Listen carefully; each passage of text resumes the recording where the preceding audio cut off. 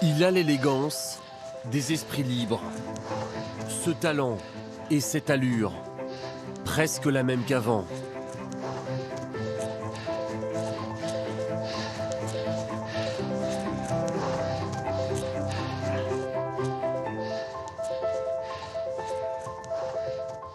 Je peux plus vraiment me mesurer par rapport à ce que je faisais avant. Mais maintenant, une bonne sortie pour moi, c'est juste trouver un petit parcours qui me fait plaisir. Publiée en octobre dernier sur les réseaux sociaux, cette photo d'Adrien Costa fait le tour du monde. Elle montre la fureur de vivre d'un gamin surdoué. Né de parents français, ce jeune franco-américain était l'un des plus grands espoirs du cyclisme mondial. Vice-champion du monde junior du contre-la-montre, 3e du Tour de l'Avenir, la course qui révèle les stars du peloton, et des victoires face aux professionnels, alors qu'il est encore espoir. On le présente déjà comme le futur vainqueur du Tour de France. Les plus grandes équipes se l'arrachent, mais en janvier 2018, il met un terme à sa carrière.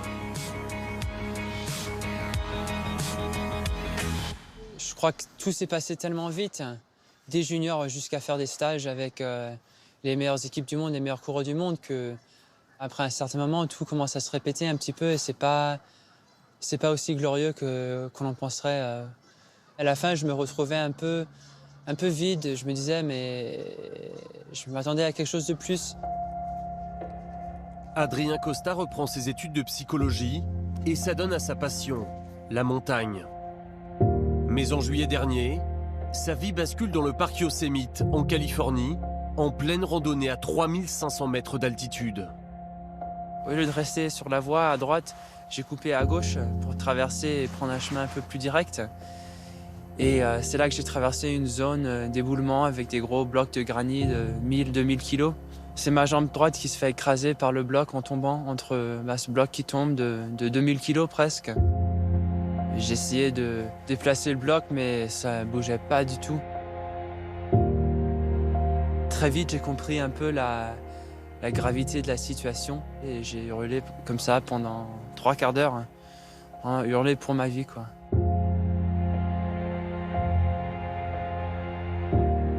Les premiers secouristes, ils arrivent à pied, mais ils arrivent seulement 5-6 heures après la chute. Ils construisent un système de poulies pour soulever le bloc. Alors, à la fin, ils étaient presque une quinzaine à tirer sur ce système de cordes. Finalement, ils ont pu soulever le bloc de 5 cm maximum.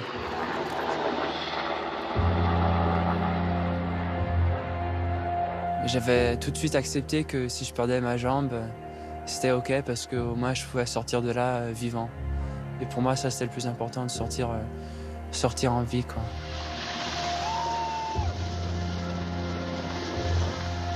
Après 8 heures de supplice, Adrien est évacué. Il est amputé de la jambe droite et subit 6 opérations en 10 jours.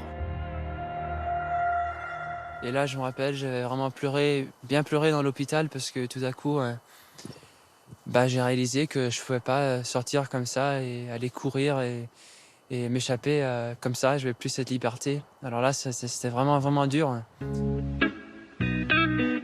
Quelques jours après son accident, le monde du vélo se mobilise et collecte 125 000 € pour l'aider à financer les soins et ses prothèses.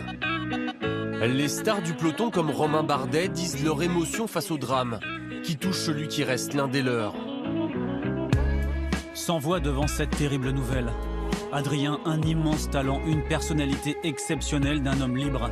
Une des plus riches rencontres que le sport m'a fait vivre. Bend, dans l'Oregon. Adrien Costa vit ici dans cette petite ville de moyenne montagne du nord-ouest des États-Unis. Seul, loin de tout, de sa famille, de ses amis et de l'univers du cyclisme. 6 mois après son accident, il étudie et se reconstruit.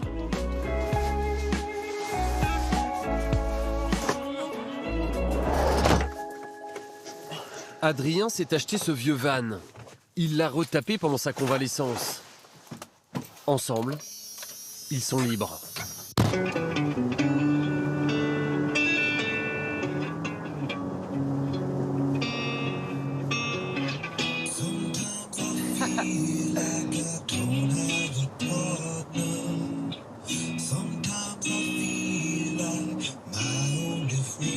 Ouais, tu vois un petit peu le son. Ouais, mais c'est sûr. Ouais.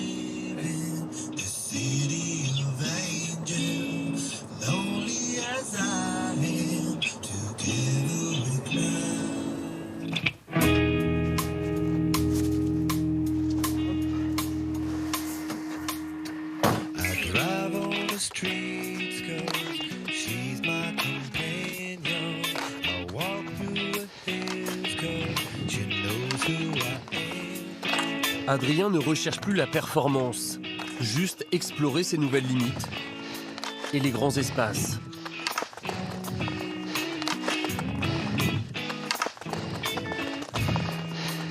Ce que j'aime, c'est l'effort physique et mental pour se pousser, pour monter. Monter comme ça, c'est assez intense quand même. Et bah, c'est le même plaisir que je trouve à faire dans toutes mes activités en fait.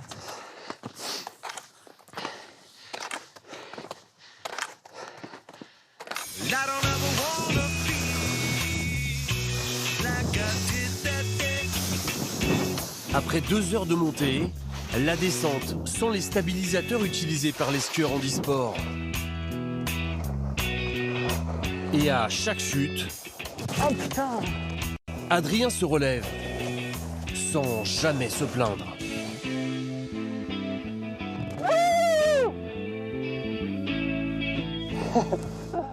Je pense qu'avec mon handicap et pour des gens qui ont des problèmes physiques similaires ou même des handicaps mentaux ou des problèmes mentaux dans leur vie, après, je veux juste montrer aux gens que rien n'est impossible.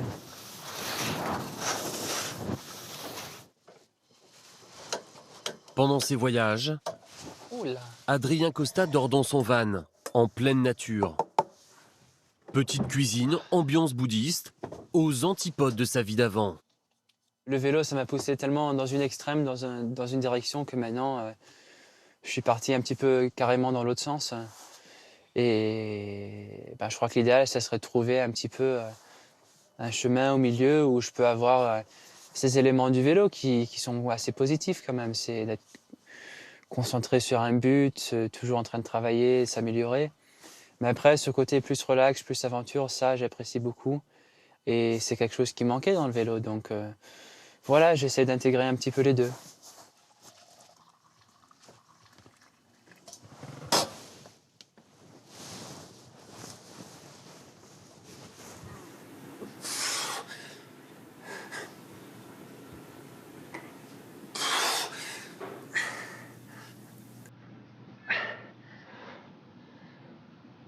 Pour repartir en montagne, l'ancien coureur se redessine un corps d'athlète.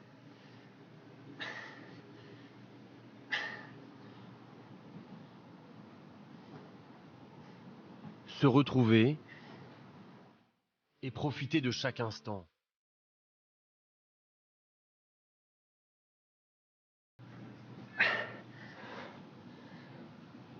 Pour repartir en montagne, l'ancien coureur se redessine un corps d'athlète.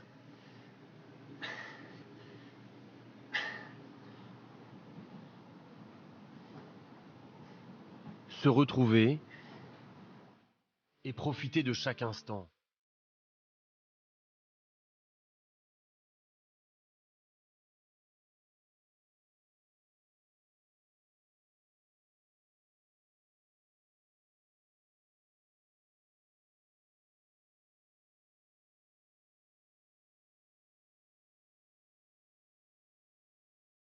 Quand je médite, j'oublie un petit peu le passé et je pense pas trop au futur, à l'avenir.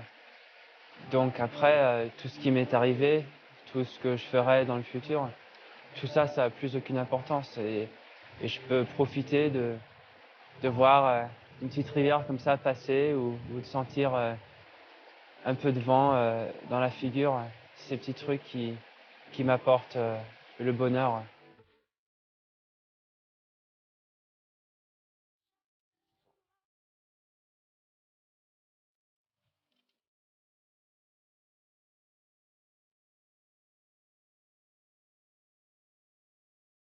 Dans cette période de reconstruction, il met au point ses propres prothèses. Une pour chaque discipline. Grâce à elle, il peut refaire du sport, presque comme avant. Mais plus question de compétition. Adrien rêve de montagne, d'alpinisme et de se réécrire un avenir.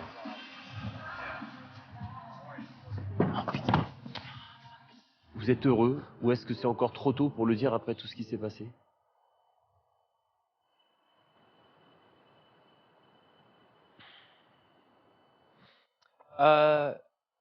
Je dirais que pour l'instant, non, je suis pas heureux. Et je sais pas si c'est quelque chose de réaliste en fait, d'essayer d'être heureux tout le temps. J'espère construire ma vie d'une façon où un jour je pourrais regarder un petit peu et me dire ouais, c'était pas trop mal. J'ai rendu pas mal de gens heureux, j'ai aidé pas mal de gens, j'ai inspiré pas mal de gens et je crois que c'est ça qui me donnerait